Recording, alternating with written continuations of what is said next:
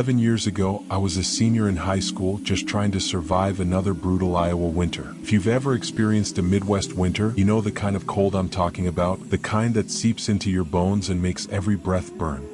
And when the snow falls thick and heavy, the silence it creates is almost unnatural. You can hear everything, a floorboard creaking, a draft slipping through the walls, even the low hum of the furnace. That night, my best friend Colton and I were holed up in my family's walkout basement, trying to fight off the boredom with video games. My mom wasn't home. She'd gone from work straight to a bar to grab a few drinks with her co-workers. So Colton and I decided to raid the family wine cabinet. It seemed like a harmless way to pass the time. We had just popped open the first bottle when I heard it, the door to the garage slamming shut. My heart jumped into my throat. "Oh shit," I muttered, scrambling to hide the bottle. Colton gave me a confused look. "I thought you said your mom was out all night?" "She was," I said, my pulse quickening.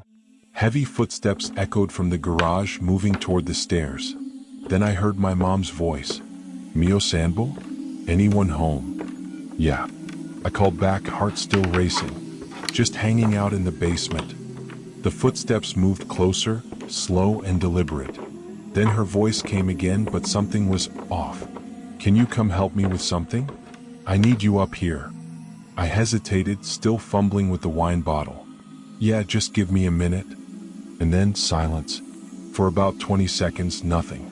Just the low hum of the house around me. "Anyone down there with you?" she called again.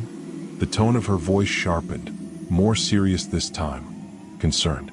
And yet, something about it was wrong. It was her voice, but not. Like it was missing warmth, an essential note that made it hers. My gut twisted. "Just Colton," I shouted back. Finally tucking the bottle away, I started toward the stairs. But as I climbed, the feeling hit me, a creeping electric tingle that coiled around my spine. Something was wrong. At the top of the stairs, I glanced toward the kitchen and the door to the garage. Blackness. Pitch black. The lights were off and no moonlight cut through the windows. "Mom?" I called. No answer. Just silence. The wrongness tightened around me like a vice. My skin prickled. My mom wasn't home. I backed away from the kitchen, my breath shallow. My mind raced, trying to piece together what was happening. I hurried down the stairs, grabbing my coat along the way. "What's wrong?" Colton asked, his brow furrowing. "My mom's not home," I said, heart pounding as I searched for my truck keys. Colton's face twisted in confusion. "What do you mean? You were just talking to her." "No, I wasn't." I shook my head, the cold certainty settling in my bones. "We need to leave. Now." I took a step toward the back door, but then I saw them. My dog trembling on the couch and my cat crouched behind it, growling low and deep. My dog's ears were pinned back, eyes wide with terror. I'd never seen them like that before. I froze. I couldn't leave them. Whatever was wrong, whatever had mimicked my mother's voice, it was still here. "Are we leaving?" Colton asked, shifting nervously. "I can't leave them here alone," I said, trying to steady my breath. "Something's really wrong." I pulled out my phone and dialed my mom. She picked up almost immediately. "Mio Sanbo?" she said, her voice calm and real. "What's going on?" "Mom," I said, my voice tight. "Were you just home? I heard you yelling for me from upstairs." "What?" Her tone sharpened with concern. "No, I'm still at the bar." "Are you okay?" I told her everything, the footsteps, the voice, the wrongness in the air. She said she was leaving the bar right away. Colton and I sat in the basement, backs pressed to the wall, hearts thudding painfully in our chests. The animals stayed close, huddled together, ears twitching at every sound. And then, we heard it. Not footsteps. Not creaking floorboards. It was a pressure, a thick, suffocating weight that settled into the air above us. Moved, slowly, room to room, like a predator circling its prey. I could feel it, an oppressive hunger twisting the atmosphere into something dark and unnatural. I gripped Colton's arm. His eyes were wide, breath shallow. And then it stopped. A minute passed, then another. The air remained heavy, charged with static. Finally, headlights cut through the front window. My mom was home. As soon as she stepped inside, the feeling evaporated, like a vacuum had been broken. The air snapped back to normal, light and breathable. Whatever had been there, left. I never figured out what it was, and I'm not sure I want to. All I know is that it wasn't my mother. It had her voice, but it wasn't her. And it was hungry. Even now, years later, Colton still brings it up when I visit Iowa. We sit over drinks and he'll ask, "What the hell do you think that was?" I never have an answer. But I know one thing for sure.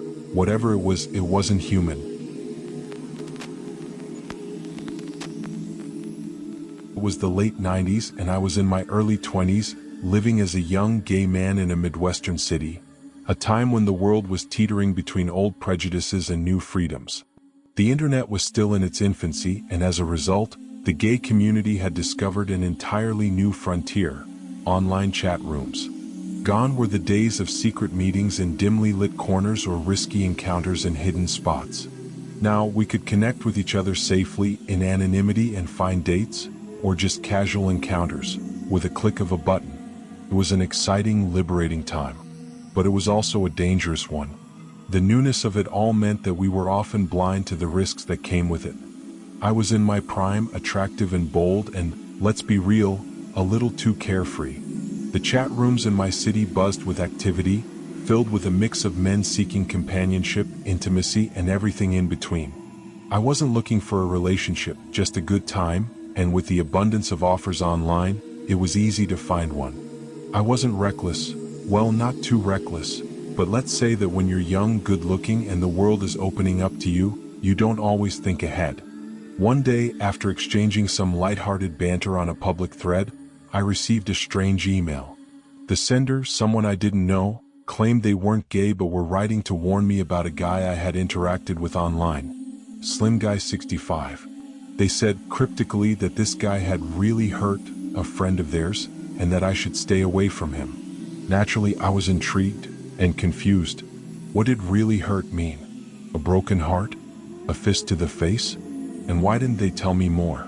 I fired off a response asking for details, but the person never replied. The whole thing felt off, but it also seemed like the kind of vague, half-hearted warning I could easily dismiss. Weeks passed, and then I got an email from Slim Guy 65 himself. He suggested we meet up for some fun at his place. Now, something told me I should have walked away from the whole situation right then and there, but I didn't. Maybe it was curiosity, or maybe I was just bored that day, but I decided to go. I remember hesitating before I left. The strange warning email lingered in the back of my mind, but I pushed it aside. The address seemed fine, nothing too out of the ordinary. Besides, I could always leave if things got weird. It was midday and the street was busy, so it felt like a safe enough neighborhood. I knocked on the door and a man in his 40s answered. He wasn't my type, slim, mousy, and unremarkable, but he greeted me warmly, inviting me in. I stepped inside, immediately feeling that something wasn't quite right. The apartment was sterile. Clean, yes, but it had the atmosphere of a place that wasn't truly lived in, like a showroom or a place someone was trying to sell. There was no furniture to speak of except for a large table in the living room, its size and design immediately standing out. It looked like a medical table. No, more like an autopsy table. But I didn't make the connection right away. Slim Guy 65 explained that the apartment used to be a doctor's office.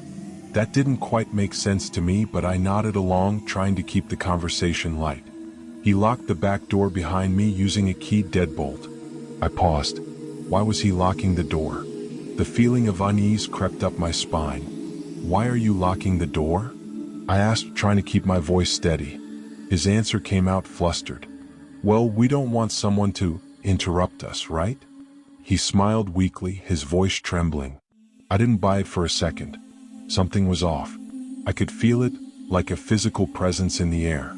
I wasn't one to back down, though. Unlock the door, I said, my tone firm, even though my insides were churning. He hesitated, but eventually did as I asked. It was then that my instincts kicked into high gear. This wasn't a casual hookup. This was something else entirely.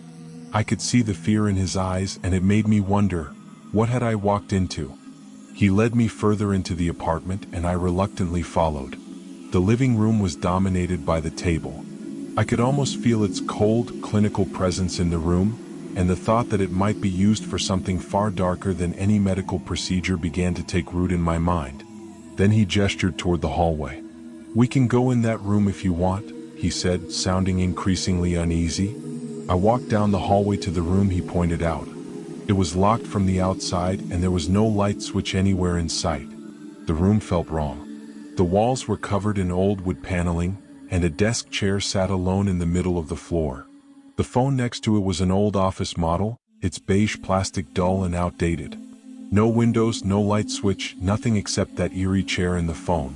I knew exactly what this was now, and it sent a chill down my spine. I turned to face Slim Guy 65, my voice ice cold. "What is it you want to do here?" His answer came out weak, almost desperate. "Some hot, man-to-man fun?" The words hung in the air, uncomfortable and surreal. That was it. The moment I'd been waiting for. It wasn't a sexy invitation. It was the final piece of the puzzle. It clicked. I was in danger. I backed away calmly and deliberately toward the door. "No, I'm leaving." He didn't try to stop me as I pushed past him and headed straight for the back door. My heart was racing and adrenaline surged through my veins, but I didn't run. I walked steadily, my eyes locked on the door, feeling his gaze on my back. I stepped outside, breathing in the fresh air like it was a lifeline. Behind me, I saw him locking the door again, a shadow of uncertainty hanging in the space between us. I didn't look back as I climbed into my car and drove off, my mind racing. What had just happened? What kind of game was he playing? And what would have happened if I hadn't trusted my instincts? The days that followed were filled with questions, but one thing was certain. That place wasn't a normal apartment. And Slim Guy 65 wasn't just some awkward guy looking for a hookup. He was hiding something. Whether he was a predator or just a confused, dangerous man, I'll never know. But the experience haunted me for a long time. I never went back to that house, but I couldn't shake the feeling that something, or someone, was still trapped inside, waiting for the next person to walk into that room. The imaginary friend. When my son was 2 years old, he began doing something strange. He'd throw toys down the hallway, then run away, saying he was giving the toys to the boy. We thought it was just an imaginary friend, harmless, and we didn't think much of it. But when I asked him about the boy, he would always say his name was Don, and that he was waiting for his mom to pick him up. It didn't seem too strange at first, just a little kid's imagination. That is, until my son started waking up in the middle of the night, screaming, "Don won't let me sleep. He keeps tickling my toes." I got chills just hearing it. To comfort him, I let him sleep in my bed. This went on for months until we received a letter from the real estate agent informing us that the owner of the house we were renting had passed away, and his children were selling the property. After we moved out, I came across an article about the previous owner. His name was Don. He had lived in that house since he was a child and had recently passed away. It hit me like a ton of bricks. My son's imaginary friend had been the very man who once owned our home. He had been waiting for his mother to come and take him to the other side. I'll never think about imaginary friends the same way again. One of the creepiest, most unexplainable things that has ever happened to me. I used to work as a security guard at the local port, doing overnight shifts. The port was huge, with a radius of nearly 2 miles, and at night, it was almost always deserted. Except for me and a few other guards, most of the port workers left at the end of the day, and only the safety officials stayed behind. There were 3 of us on a shift, me, Mike, and the lieutenant. Our main station was the front gate, the central hub for all the guards during the night. But sometimes we'd patrol other areas as well, just to make sure everything was secure. The veteran guards would often tell us stories about the port being haunted, about the accidents and deaths that had occurred over the years. They said the site had a dark history. Being religious, I didn't dismiss their warnings entirely, but I thought they were just trying to spook the new guys. I never believed much in ghosts or spirits, not until that night. For weeks, nothing strange happened. Just a few odd creaks, misplaced objects every now and then during my patrols. But that all changed one night when Mike and I decided to hit the gym instead of playing racquetball. It was around 2:30 a.m., the place was dead silent, not even the hum of the air conditioning. The only sound was the steady buzz of the fluorescent lights. The gym was old, with a sauna, weights, and a racquetball court in the back. The walls of the court were thin plaster, and the thick glass doors allowed you to see inside. We were working out, trying to keep our energy up for the shift, when we heard a loud thump. We both froze, looking at each other, then shrugged it off. Maybe it was the lieutenant walking around or something. But after a few more minutes, the thump came again, louder this time. We were both on edge. I grabbed the radio, asking the lieutenant for his location. "Front gate," he replied. At this point, we were trying to make sense of it. Could it be the air conditioner? But no, it was off. And even when it was running during the day, we'd never heard anything like this. The thumps continued, one after the other, each sound more forceful than the last. By now, the tension was unbearable. I could feel my heart pounding in my chest. We slowly approached the racquetball court, our flashlights cutting through the darkness. As we drew closer, the hairs on the back of my neck stood up. My breath caught in my throat. When we turned the flashlight toward the glass door, a chill ran down my spine. There, in the middle of the court, was one of the balls, rolling slowly by itself. But here's the kicker. It wasn't just the ball moving. The loud thumps we'd been hearing were the ball being thrown against the walls, over and over, like someone was playing in there. But there was no one inside the court. No one. I couldn't explain it. My mind was racing, trying to come up with any logical reason, but there was nothing. This wasn't something we could just write off. We started backing away slowly, then, in a burst of panic, we turned and ran full speed back to the front gate. Our hearts were pounding in our chests, and I swear, I felt tears welling up in my eyes from fear. As we sprinted past the building, the lieutenant saw us and asked what the hell was going on. We were breathing hard, trying to catch our breath, and when we told him what we just witnessed, his face went pale. His expression didn't just show disbelief, it was more like he already knew what we were talking about. And that terrified me. "That's why there's always guards that quit often," he said, his voice low, almost as if he was trying to warn us. "There's something evil in that place. And it's not the first time something like this has happened." He took us to the office, where the security footage was playing. The screen flickered as dark, shadowy figures moved across the monitors. The lights in the building would turn on and off without anyone touching the switches. It was all happening right in front of us, proof that what we'd seen wasn't just our imagination. There was something else at the port, something we couldn't explain. That moment shattered everything I thought I knew about the world. I had never been so scared in my life. Whatever it was, whether a ghost, a demon, or something worse, I don't know. But I sure wasn't sticking around to find out. After that night, I couldn't bring myself to go back. And to this day, every time I think about it, I get chills. That place, there's something there. Something that doesn't want you to leave. Don't miss out. Subscribe to the channel and turn on notifications so you won't miss more stories that will push the boundaries of what you believe to be real. What do you think might still be lurking in the shadows? Let's find out together.